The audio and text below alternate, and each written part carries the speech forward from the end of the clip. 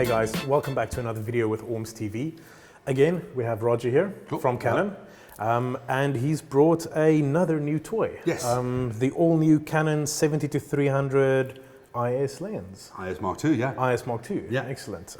So, if you've never seen one of these, look at that. An LCD display. Yeah, I mean, an LCD display on a lens, is that a first ever? For us, yeah. Not there have been other manufacturers who've put LCD displays in for various reasons, various purposes. Okay. This is the first in a commercially available photographic type lens.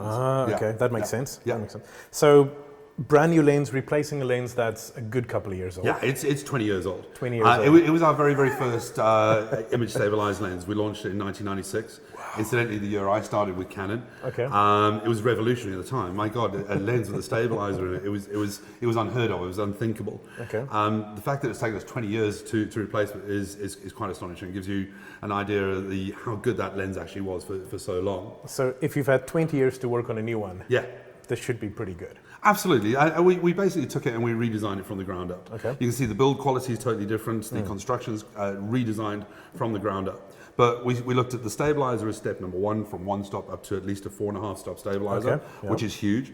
We redid the internal elements, so better coatings, better internal protections for anti-reflection between internal elements. We improved the optical quality, sharpness to the edges of the image, less barreling, less pin cushioning. And then the double whammy, new autofocus motor. It's the new Nano USM motor. So exceptionally good for video and high-speed stills. And then obviously the little LCD display, which is a little innovation, little thing that we've put in there. It's not going to change the world. It's not the main reason why you would go out and buy it, but it's just an added punch in terms of where technology is going and what we can do with things. Yeah. So let's start with the LCD. Right. What can I actually see on the LCD when I'm shooting? Okay, so there's 3 different modes. You'll see there's a little mode switch on the front over there. Yep. And if you're on a full frame body, first setting shows you your focal length from 70 to 300. As you turn it to 70 to 300, it'll show that. Okay. If you're on a crop sensor body, it shows you your effective focal length. So on an 80D, it turns from 90 to 420. Okay, so it actually applies the crop factor for you. You don't have to work it out anymore. Absolutely. Okay. Indeed. The second mode, which is the mode that most people are actually going to use, shows you the focus range. Because as you can see on the front there, there's no start and stop on the focus range, and you're not really exactly sure where you are within the focus range as it is. So the second indication on the LCD is where you are in terms of focus, but as a double whammy, it'll also show you what your effective depth of field will look like.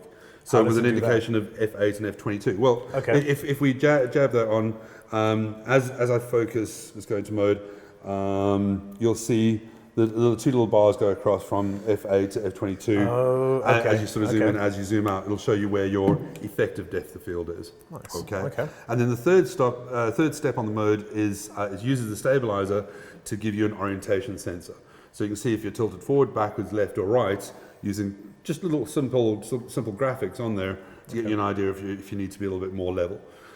It's not a huge thing, but it's cool. And I think, as I said, the focus setting, the depth of field one is what most people are going to use. Okay. So the reason why the 70-300 has always been a super popular lens. Yeah. And as you said, 20 years running on the previous model. Yeah. It gives you incredible range, and it's still a very, very compact lens. Indeed. Yeah. You know, this is not the smallest of the line. And bear in mind, in terms of focal length ranges, the 70-300 is our widest range. We have the DC, which is the cheap kit lens, the ultrasonic, the slightly better focusing. We've got the IS and now the Mark II IS. We've got the DO, which is the super compact diffractive optics, and then obviously we've got the flagship, the L series. Yeah. So having 5 different options in that focal length range gives you an idea of how popular it actually is, and especially in South Africa. Yeah. Okay. So this unit, you're saying new construction. Yeah. Sort of in all fields. Is it a more hardy lens, if I can put it that way? Yeah. It is a lot more durable.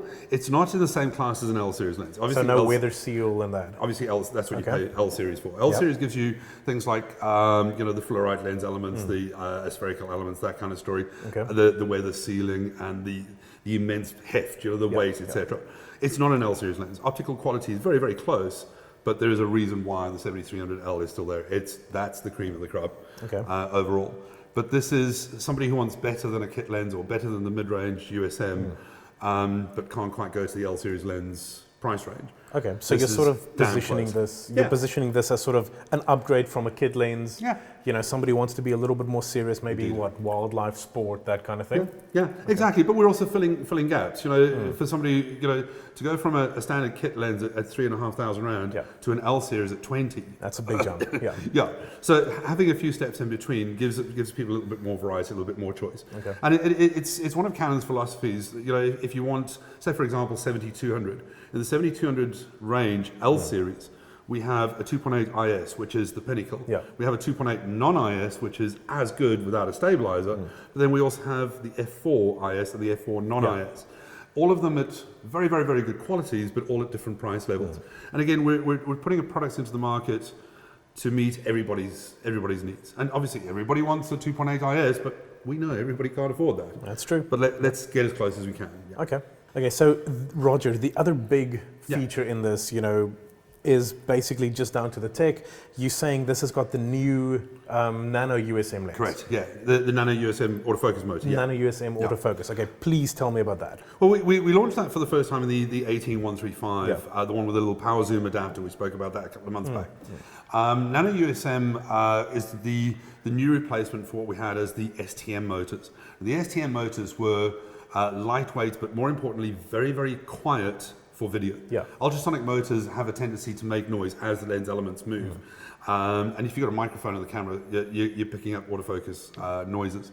So STM was launched, which made a lot quieter video, but there was a sacrifice in terms of autofocus speed for stills. Okay. And it became very, very evident on the faster cameras. You know, once we launched 760D at 6.5 frames a second, and then the 72 at 10 frames a second, the STM motor wasn't quick enough. Okay. So we launched then the new Nano USM. Very small, super quiet and smooth for video, but the double whammy, no sacrifice in speed for stills use. Okay. So this is now the second lens we've launched with the Nano USM.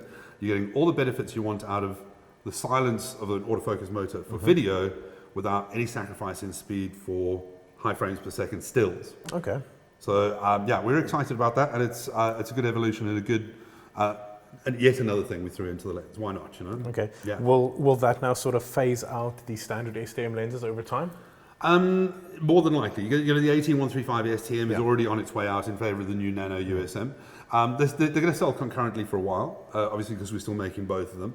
But as I say, in something like the 7300, this is now the Mark II. The Mark I had a USM. Where we can put it into new tech, we are most certainly going to do it. Okay. Yeah. So we're going to start seeing this sort of technology now moving into your L series as well as you replace? I'm not sure. I don't count it on the L series. Okay. Specifically because the micro motors on the L series are even a higher spec than the Nano USM. Okay. They were predominantly designed for stills. Yeah. And when I say stills, I'm talking the 14 frames a second on a DX2, and they're still faster than anything else. And you're hardly likely to be using a 7200 2.8 IS for video and worrying about the sound. These are the things that we're weighing it up one against the other. Okay. The micromotor USMs and the ring type USMs that we have in the L series lenses are aimed at speed for stills photography as a primary purpose. Okay. And I'm not going to write it off entirely, but the fact that we're putting it into a lens like this gives you an indication that we are playing with it and seeing where we can go to with it. Yeah. Okay, fair enough. So, well, guys, I mean, that's the new 70-300 Nano USM lens. Absolutely. Very exciting. I personally quite like the way it feels. Yeah. Admittedly, it is on a 5D. 5D4, yeah. So that pretty much makes everything feel good. Indeed. But yeah, that's quite exciting. I really love the fact that you guys are actually pushing new tech into lenses. Indeed.